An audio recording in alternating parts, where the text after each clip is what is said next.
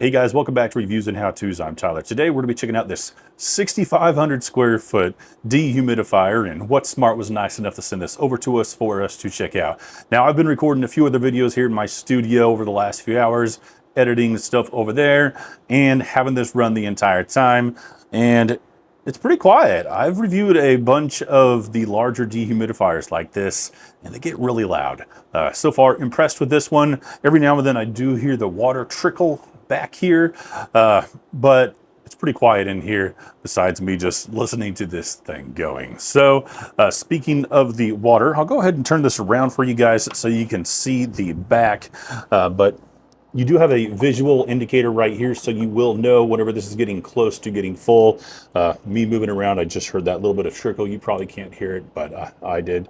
It's really easy to empty this. This back part just pops off, and then every 2 weeks you should clean this filter up here. Again, that's really also easy to do. Just pop it out like that and then pop it back in. Your controls up here, really simple, easy as well. I'll go ahead and show you how this pops out. All right, so easiest thing to do, grab here on the side, and then it just pops out, and this whole thing will come out just like that. It does have a nice handle on here, which makes it nice to be able to transport this. What I usually do with the dehumidifiers that I have at the house, I just take them out front and dump them either into the flower bed, or I'll just dump that down the toilet, bathtub, whatever. Makes it really easy to do. Pop that back on there. It does have a tube here that you can connect to this so that it will constantly drain. That's probably my only complaint about this. This tube is a little dinky. Most of the dehumidifiers that I review, that tube's a lot longer. This one's a little bit smaller, but easy to add length onto that. You can just probably just go to like an aquarium store, fish store, and pick up some tubing and you'll be good to go. All right, additionally, you can see it does have your humidity level here up front. So if you ever need to know what your humidity level is, you can take a peek right there. We've got it all the way down to 35 in here. It's just a small room. Got the door shut and stuff. They don't have the AC on it or anything here in my studio, so not moving much air around. So we've pulled it all the way down to 35, which is really good. Now, since I pulled out that tub, it's gonna be off for a few minutes. I believe it's either 3 or 5 minutes that compressor won't come back on for. And that's just in order to protect your compressor. And that's for all these dehumidifiers like this that have the compressors in there. They have that built-in safety feature to ensure you don't damage that. And as you can see, that's creeping back up there, all the way back up to 37, just 2 more percent, since this has been off for the last couple minutes. It should kick right back on here in a second though, automatically. But let's go ahead and go over all the controls up here up top. All right, so the buttons up here are fairly simple. Obviously, you're gonna have your power button. Just push it to turn it on, push it to turn it off. You're gonna have a closed dryer mode right here, which is what I had it on, just continually running here in the studio just to see how well this would pull water, and it's pulled quite a bit of water just in the few hours that I've had it running. You're gonna have a fan mode right here. You can change the fan from high to low. It's on high now. I just bumped it up, and we can push it and it goes back down lower. So it takes a little bit of that ambient noise away.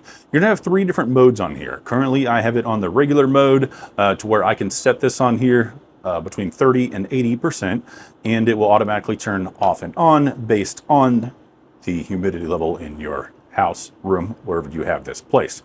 The second level on here is the continuous run. It will run at that low fan speed, just continuously. And then the high, it'll kick that high fan on and it will run until it takes it all the way down to 30%.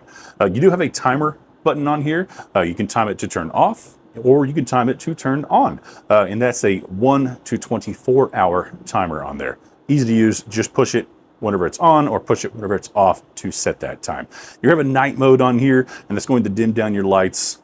Push it here really quick, and then I believe the only light that will stay on is this little light right here, and if your child's safety lock was on, that would stay on as well. You do have this button right here that should turn off the compressor. Yes, it just did, and it says it has like an internal ionization device, and it will, I guess, clean the air. And then last but not least, you do have your child lock button on here. You just hold this down for about 5 seconds, and it turns on the lock, and then nothing on here will work except for the power button. And then the same thing, whenever you want to turn this off, just hold it down for about 5 seconds, and boom, your child lock then goes off. So yeah, that's pretty much it for this device. Like I said, I've had it running here in the studio for a little bit. It's dead quiet now because it's off. And yeah, you can see this little, I don't know if you guys can see it very much, but yeah, we've got about an inch of water in there so far, which is really good. These dehumidifiers with the compressor work a whole lot better than those little small dehumidifiers. And with those are made for a really, really small room, maybe an RV. But if you're wanting a whole home or a large room, this is what you want to go with. So go ahead and check this one out.